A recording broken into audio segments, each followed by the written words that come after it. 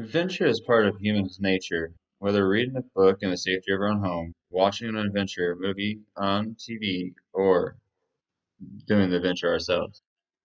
I'm that type of person that wants to create their own adventure and their own story. Here's a glimpse of my adventure and the adventure that awaits you in colorful Colorado. My first trip, Bishop's Castle. Jim Bishop gave his parents $450 back in 1959 when he was 15 years old to purchase the 2.5 acres of land that is in San Isabel National Park. Because at the time Jim was a minor, he had to have his parents sign for him to be a landowner. Jim and his father, Willard, started building the family cabin that later turned into Bishop's Castle. Over the years, as Jim and his father worked on the cabin, people would often stop and say, "Hey, Jim, what are you doing? Building a castle?" And, well, he decided to build a castle.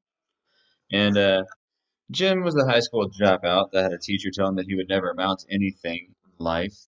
He has built one of the largest, biggest one-man structures in the United States and possibly the world. And each stone that erects these castle walls and towers have been touched 6 times before its final resting place.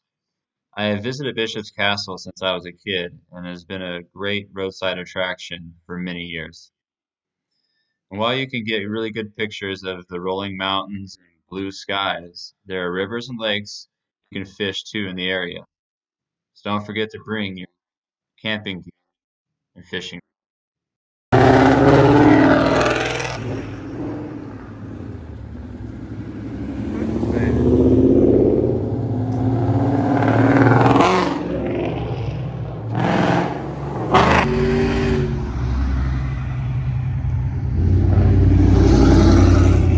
Our next location is Garden of the Gods, Colorado Springs, Colorado.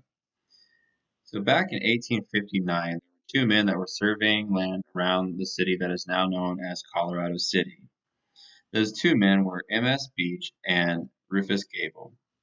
Beach made the comment, "Capital place for a beer garden."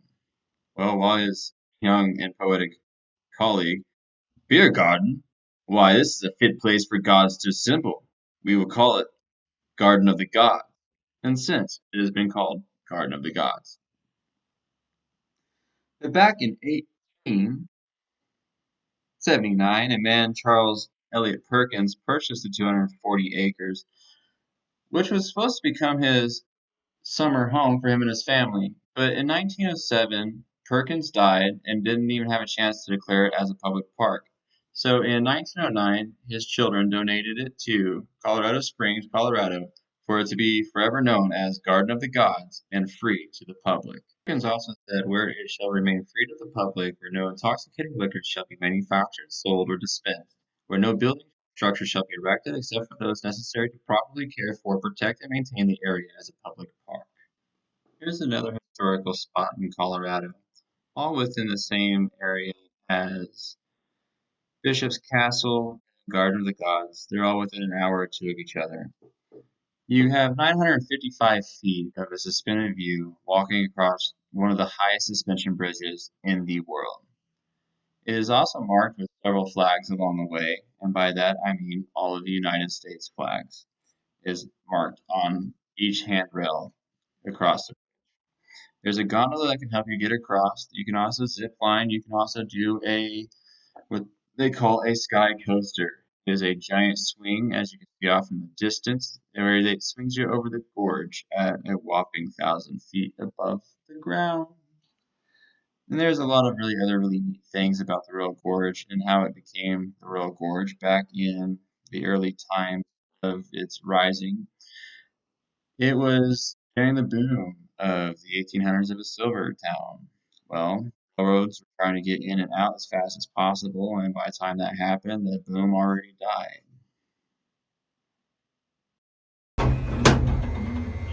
I know, baby. What's that? I'm nervous though. First gondola ride Yeah. ever? No, but the Royal Gorge, yeah. The Royal Gorge, okay. Yeah.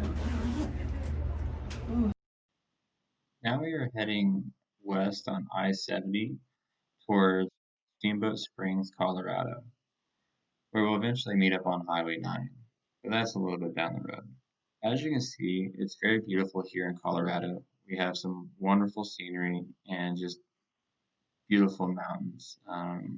All year round, it's gorgeous. A lot of people get lost in the scenery as they're driving through the mountains. Don't be one of those people because if you do find yourself getting lost in the view, you might also find yourself getting lost in the valley down below.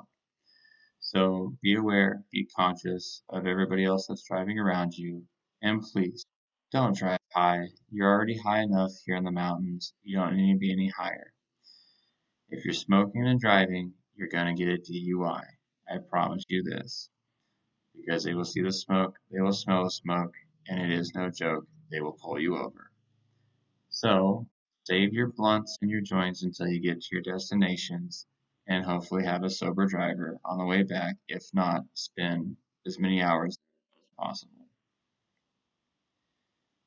And on to our next scene here, we are going to be at Green Mountain Reservoir.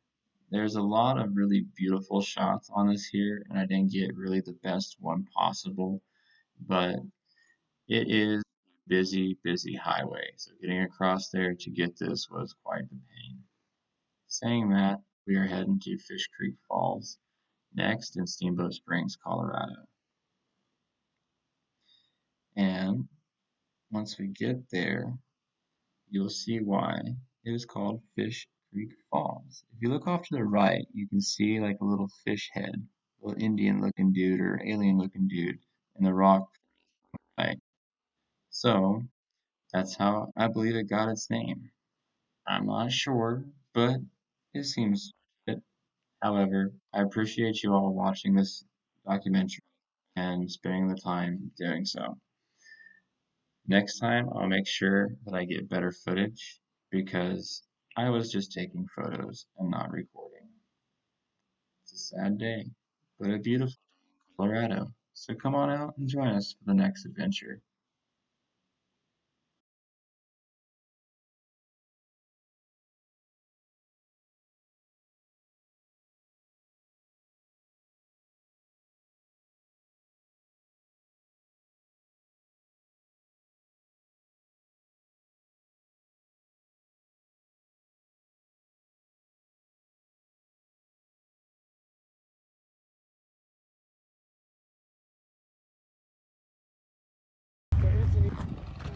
So, what do you think so far? What's your opinions? You haven't gone inside yet, but what's your opinions on it? It's pretty cool.